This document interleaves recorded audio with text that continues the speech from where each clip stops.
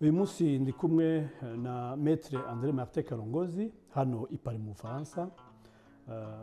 Kugira ngo tuganire rero nawe atubwire uko urubanza rwaregwagamo Muhayimana Claude rwashojwe rwarangijwe, atubwire bimwe mu byavugiwemo cyangwa se mu ibishyashya byagaragaye muri rubanza rumaze hafi ukwezi hano i Paris mu Bufaransa.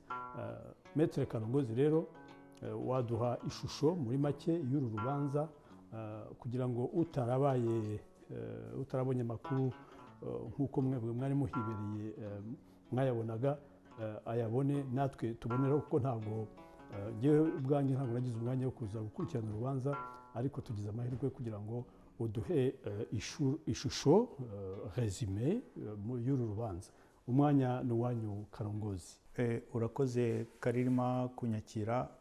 Dushoje urubanza rumaze ukwezi rwa Claude Muhayimana uregwa ubwicanyi muri jenoside yo muri 1994. Uru rubanza rubaye nyine mu bujurire, kuko hano mu Bufaransa nyuma y'icyemezo cyafashwe muri 2021 cy'igifungo nyine cy'imyaka 14 yarajuriye. Uru rubanza rurimo ibintu tudakunze kubona henshi mu zindi manza. Icyambere ni uko uyu muntu bavuga ngo ni umushoferi usanzwe. Abenshi urabizi bacira imanza hano mu Bufaransa no mu Bubiligi n'abantu babaga bafite bari mu ngeri zo hejuru, abayobozi, abasirikare se, ariko uyu bakavuga bati ni umushoferi usanzwe. Ndashaka kubwira ko atari umushoferi usanzwe. Ni umuntu wari ufite icyizere cy'abayobozi bose, guhera kuri prefe kugeza kuri conseiller wa secteur. Ni umuntu wari ufite n'imitungo, ubona atari imitungo yakuye gusa mu mushahara w'umushoferi. Yari afite ubwato, yari afite amazu, ku buryo hari umunyabuhamya watubwiye ati uyu Muhayimana agishyingirwa yaguze inzu ye, ati prefe atarayifite. Rero ni umuntu none ufite abantu ku mpande ze zose, abo bakuranye, abo bakoranye, noneho akanabasha no kwiyegereza. Yatwiratiye yuko rwose ngo yari azi kubana cyane, ngira naho mubaza nese abo bishe bo ntibabanaga cyane. Atubwira ko yabanaga cyane n'uwayoboraga na Gerard wa guest house, kuko yari umushoferi wa guest house muri jenoside mbere, ariko yakoreye projet yitwa projet Pêche, ariko yari yararangiye, hanyuma abona akazi muri guest house. Guest house rero yo ku Kibuye niyo yari hoteli igezweho, ibyo ndavuga iby'abanyabuhamya bavuze, yari igezweho inakomeye, ikaba ari nayo hoteli yakirirwagamo abarimo bakora jenoside, barimo prefe Kayishema, ba burugumestre bitwa Karara n'abandi.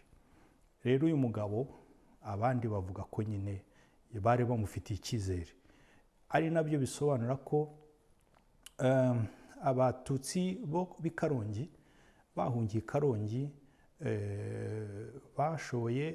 bishe umujandarume witwa Mwafrika. Uwamwishe, hari umunyabuhamya usobanura yuko ni umwana w'inzererezi wabaga mu mujyi wa Kibuye, ariko baza kumufata bibeshye ko ari umuhutu, bajya kumutoza nk'interahamwe. Igihe cya jenoside gitangiye, uwo mwana atahana grenade bari baramuhaye, ariko wajya mu gice nyine cy'abatutsi kuko yari umututsi. Niwe rero bavuga ko yajugunye grenade kuri uwo mujandarume witwa Mwafrika, arapfa. Apfuye rero biba bibi cyane. Inkuru irakwira ngo ntabwo barimo barwana n'abaturage basanzwe, barimo bararwana n'inkotanyi.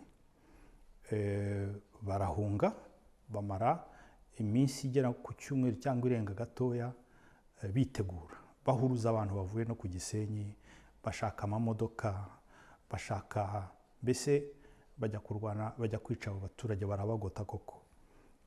Nibwo rero nyuma ababashije guhunga kurokoka bagiye muri iriya misozi rero ya Bisesero. Ni ikintu kikwereka ukuntu bababaye abarokotse.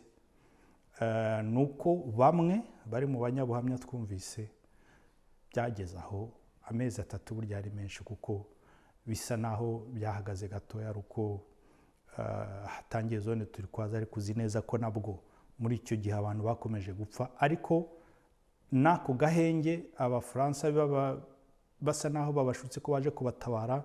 Ayo mateka urayazi, kuko baraje babasanga abasigaye, kuko hari hashize bari barashize.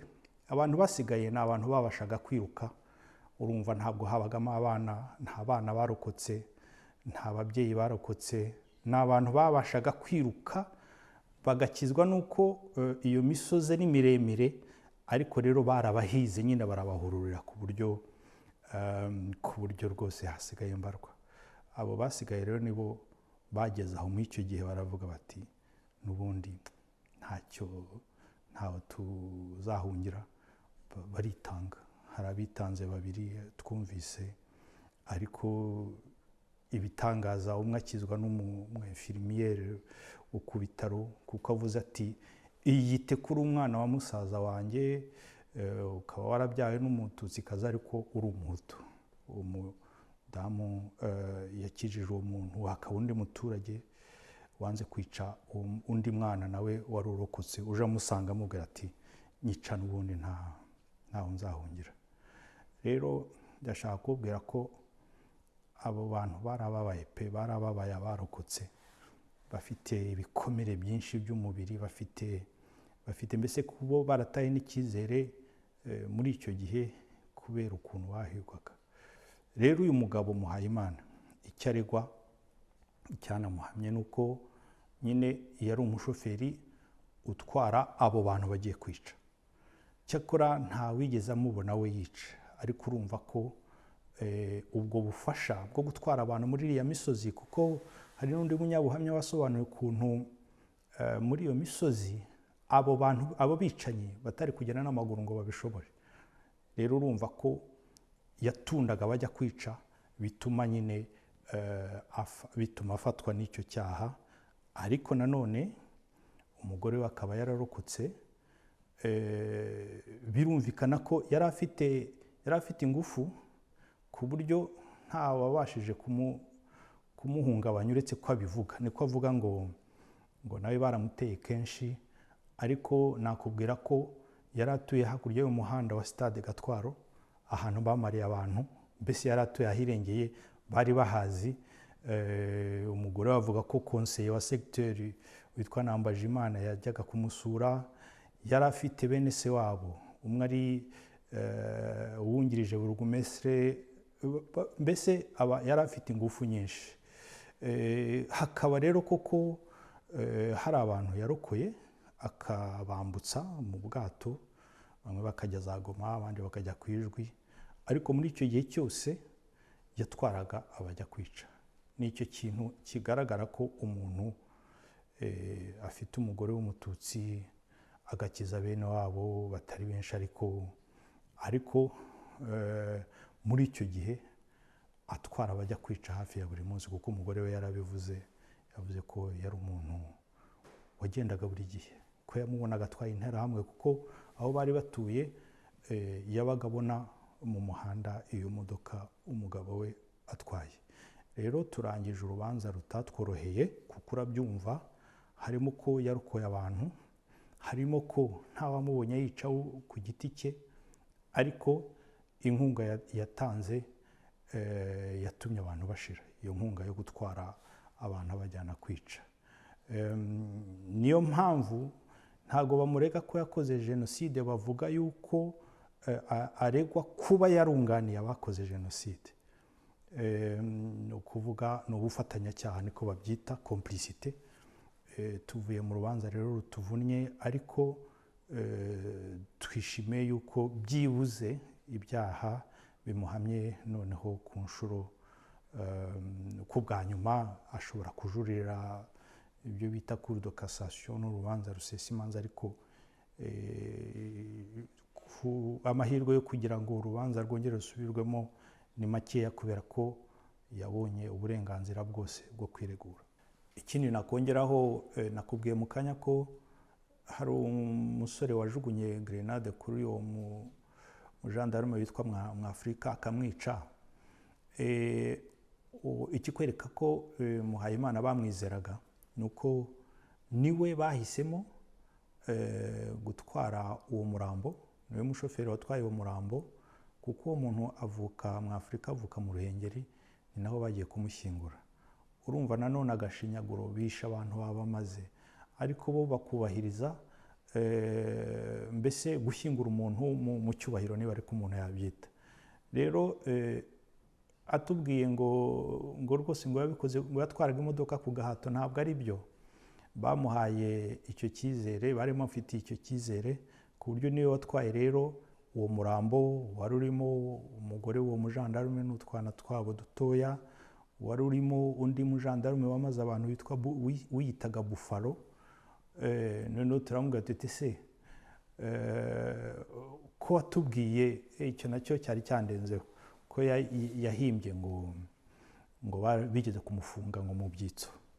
Nta muntu wigeze ahamya yuko bamufunze mu byitso, ntabwo bari kumufunga mu byitso ngo nibarangiza bamwizere bamuhe nk'ubwo bamusabe ko kuri iyo mirimo yose. Ariko turamubwira tuti ntabwo baba baragufunze mu byitso ngo noneho bakohereze mu Ruhengeri, uzi ko ariho hari b'abajenosideri b'intagondwa. Ntabwo byari gushoboka. Ariko aragenda rero amarayo igihe, amarayo iminsi mikeya, kugira ngo rero twumvishe ko atatwaraga iyo modoka, kuko ibintu byose nicyo kibi cyanatumye bongera kumukatira, nuko yaduhisha amakuru menshi.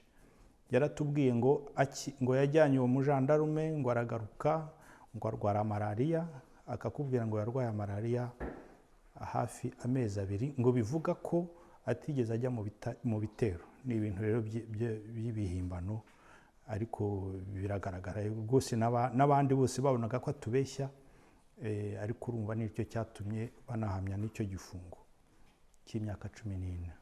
Ikindi twagiyeho impaka cyane muri uru rubanza nuko uriya mugabo yaratuye rwose hakurya y'umuhanda, yatandukanywaga na stade, aho biciye abantu stade Gatwaro n'umuhanda gusa, ku buryo ari iwe yabaga areba muri stade, yabaga areba no mu muhanda. Noneho ukibaza utese ko atuye mu mujyi nyine hagati, akaba afite umugore w'umututsi, hakaba hari n'abatutsi bene wabo w'uwo mugore baharokokeye, byashobotse bite? Ni ibikwereka ingufu yari afite. Yari afite ingufu kandi akorana nabo. Umugore we yatubwiye ko nk'uwo witwa Nambajimana yari umukonseye wa secteur hariya nyine mu mujyi hagati, yazaga mu rugo. Nakubwiye yuko yari anafite bene so wabo, umwe yari yungirije burugumestre, undi nawe yabaye interahamwe ikomeye ku buryo buzwi. Rero habayeho ikintu ngewe ntumvise ahandi mu gihugu mu zindi manza nagiyemo, cy'uko abantu bo ku Kibuye, abahutu bo ku Kibuye bari bafite abagore b'abatutsi bemeje ko batazabica. Iyo mvuze ku Kibuye simvuze Kibuye yose, ndavuga aho mu mujyi, kuko niho urubanza rureba cyane cyane nyine na Bisesero, hanyuma na Karongi. Bemeje yuko batazica abagore b'abatutsi, abari bafite abagabo b'abahutu bemeje ko batazabica. Ni nacyo umugore yavuze. Umugore we w'umututsi yaravuze ati yego koko Claude, niko amwita nyine n'iryo zina rye, Claude Muhayimana, Claude koko yandwanyeho, atariko si we wankijije. Yabivuze mu Gifaransa, il m'a protégé mais il ne m'a pas sauvé.